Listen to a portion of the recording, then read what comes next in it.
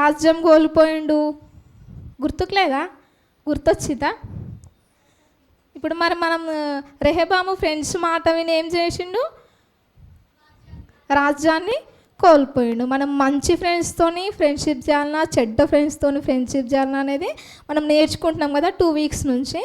Okay, ఈరోజు కూడా ఇంకొక క్వాలిటీ గురించి తెలుసుకుందాం మనం ఈరోజు. ఇప్పుడు పిక్చర్ చూడండి. ఇక్కడ ఈ పిక్చర్లో ఏమేమి కనిపిస్తున్నాయి మీకు?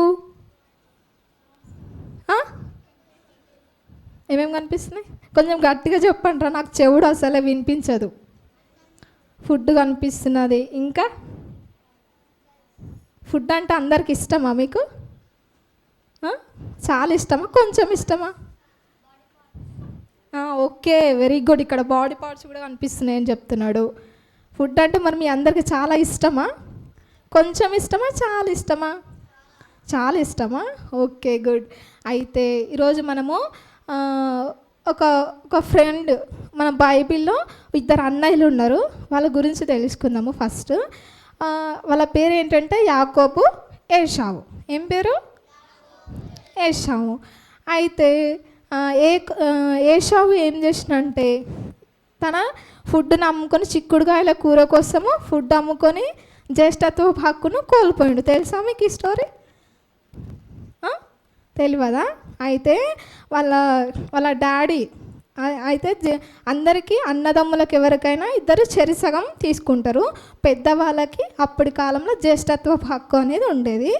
అయితే దానికోసము ఏశావు యాకోబు దగ్గర చిక్కుడుకాయల కూర కోసము జ్యేష్ఠత్వ హక్కుని కోల్పోయిండు అనమాట. అయితే ఫుడ్ కోసం ఇక్కడ ఏం చేసిండు? జ్యేష్ఠత్వ హక్కుని కోల్పోయిండు, అమ్మేసుకున్నాడు అనమాట. అయితే అట్లనే మనకి ఇజ్రాయేల్ ప్రజలు తెలుసు కదా, మోషే నడిపించిన ఇజ్రాయేల్ ప్రజలు. అయితే వాళ్ళు ఏం చేసిరంటే, దేవుడు వాళ్ళకి ఏమైనా తక్కువ చేసిండా? వాటర్ కావాలంటే బండ నుండి వాటర్ ఇచ్చిండు, ఫుడ్ కావాలంటే మన్నాని కురిపించిండు. ఇంకా వాళ్ళకి ఏమేమి, పగలేమో ఎండ కొట్టకుండా మేఘం నుంచిండు, రాత్రి వెన్నెల దెబ్బ కొట్టకుండా అగ్ని నుంచిండు. అన్ని విధాలుగా హెల్ప్ చేసిండు కదా. 1 కాదు 2 కాదు 40 సంవత్సరాలు వాళ్ళని అరణ్యంలో దేవుడు వాళ్ళని కాపాడిండు. కాపాడినందుకు మరి వాళ్ళు దేవుని కృతజ్ఞతలై ఉండాలా లేదా? ఉండాలి కదా. కానీ వాళ్ళు ఏం చేసిరంటే, మాకు మాంసం పెట్టలేదని ఏడుస్తున్నారు. ఐగుప్తులో వాళ్ళ బానిసత్వం నుండి వచ్చారు కదా. బానిసత్వం నుండి వచ్చిన వాళ్ళు దేవుడు ఇంత మంచి చూసుకుంటే ఎట్లుండాలి? దేవునికి కృతజ్ఞతగా ఉండాలి. కానీ వాళ్ళు ఏం చేస్తున్నారు? మాకు అన్నీ మంచిగానే దేవుడు ఇచ్చిండని అవన్నీ అన్నీ మర్చిపోయి దేవుని మందిరంలో ఏం అడుగుతున్నారంటే, వాళ్ళు మాకు మాంసం కావాలని అడుగుతున్నారు. అయితే దేవుడు వారి యొక్క సనుగుతున్నారు అనమాట. సనగడం అంటే వాళ్ళు గులుగుతున్నారు. మోషే మమ్మల్ని తీసుకొచ్చి ఈ అరణ్యంలో వాడేసినాము, మాకు ఐగుప్తులో ఉంటే మంచిగా మాంసం ఉండేది, తీసుకొచ్చి ఇక్కడ వాడేసినాము మమ్మల్ని, మాకు మాంసం లేదు, ఏం లేదని చెప్పేసి గులుగుతున్నారు. వారి యొక్క గొనుగులు మరి దేవుడు విన్నాడు. వాళ్ళు గులిగినప్పుడు దేవుడు విన్నాడు. విని ఏం చేసినంటే, వాళ్ళు దేవుడు చేసిన క్రియలన్నీ మంచి క్రియలన్నీ మర్చిపోయి, దేవుడు చేసిన అద్భుతమైన కార్యాలన్నీ మర్చిపోయి మాంసం ఇయ్యలేదని ఎవరైనా ఏడుస్తారా చెప్పండి? కాదు కదా. కానీ ఆ ఇజ్రాయేలు ప్రజలు మాత్రం మాకు మాంసం లేదని ఏడుస్తున్నారు. దేవుడు విన్నాడు ఆ మాట. విని ఏం చేసినంటే, వాళ్ళకి 1 నెల రోజులు మొత్తము మాంసం ఇచ్చిండు. వాళ్ళకి ఏమని చెప్పారంటే, మీరు తిని ఒకవేళ సపోజ్ చికెన్ అయినా మటన్ అయినా మనకి తిని ఏమనిపిస్తుంది? విసుగు వస్తుంది కదా. సో మీకు కూడా అట్లనే అసహ్యం వచ్చేటట్టు నేను చేస్తాను అని చెప్పేసి దేవుడు వారికి అవి ఇచ్చిండు. ఇచ్చిన తర్వాత వాళ్ళు తిని ఒకరోజు ఏమైంది?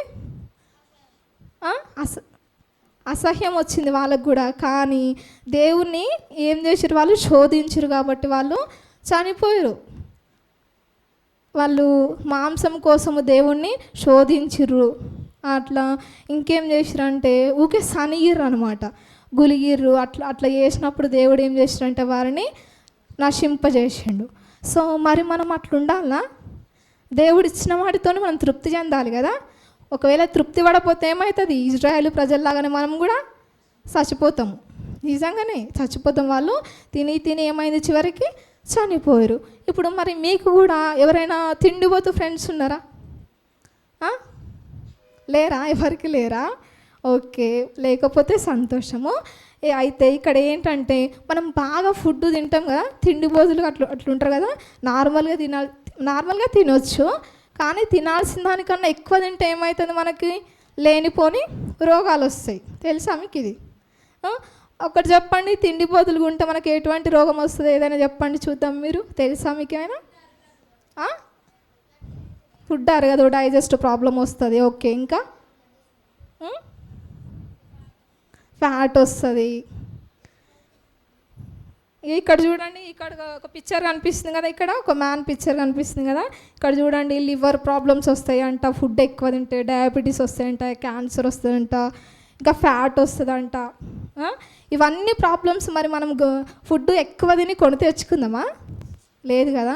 దేవుడు ఏం చెప్తున్నారంటే, ఇగో ద్రాక్షరసము త్రాగువారితోనైనాను, మాంసము హెచ్చుగా తినివారితోనైనాను సహవాసము చేయొద్దు. మనం ఒకవేళ మనం ఫ్రెండ్షిప్ చేసినాం అనుకోండి, మనకు పిల్లలంటే మీకు తాగుడు అలవాటు లేదనుకోండి, కానీ తిండిపోతే అలవాటు అయితే ఉండుంటుంది కదా. తినడం వల్ల మనకు ఎన్ని ప్రయోజనాలు ఉన్నాయో అన్ని నష్టాలు కూడా ఉన్నాయి. ఓవర్గా తింటే మనకి ఏమవుతుంది, ఇట్లా అయిపోతారు. ఇక్కడ పిక్చర్ కనిపిస్తుంది కదా, ఓవర్ ఈటింగ్ చేస్తే ఇట్లా ఈ పిక్చర్లో ఎట్లున్నారో అట్లా అవుతారు. చివరికి ఏమవుతుందంటే అక్కడ ఉన్నటువంటి మొత్తం క్యాన్సర్ కానీ, డయాబెటీస్ కానీ, లివర్ ప్రాబ్లమ్స్ కానీ, ఫ్యాట్ పెరిగి మనకు స్కూల్లో కూడా మనం పిల్లల్ని చూస్తాం కదా, కొందరు దొబ్బుగుంటారు. వాళ్ళని చూస్తే మనకి ఏమనిపిస్తుంది కదా. మనం అట్లుంటే మరి ఎవరినైనా ఇష్టపడతారా మనల్ని? లేదు కదా. మనం ఎట్లుండాలంటే తిండిపోతులతోనే త్రాగుబోతులతో మీరు ఫ్రెండ్షిప్ చెయ్యొద్దు. అదే దేవుడు చెప్తున్నాడు. ఇంకో విషయం ఏంటంటే, మనము ఇజ్రాయేలుల వల్లే మనము ఉండొద్దు. ఉంటే మనం ఏమవుతాము, చచ్చిపోతాము. కాబట్టి మనం చచ్చిపోకుండా ఉండాలి, దేవుని యందు మంచిగా ఉండాలంటే మనం ఏం చేయాలంటే, దేవుడిచ్చిన వాటితోని మనము తృప్తి చెందాలి. ఇప్పటి నుంచి మీ ఫ్రెండ్షిప్ ఎవరితో ఉంటుంది? మంచి వారితో. అంటే తిండి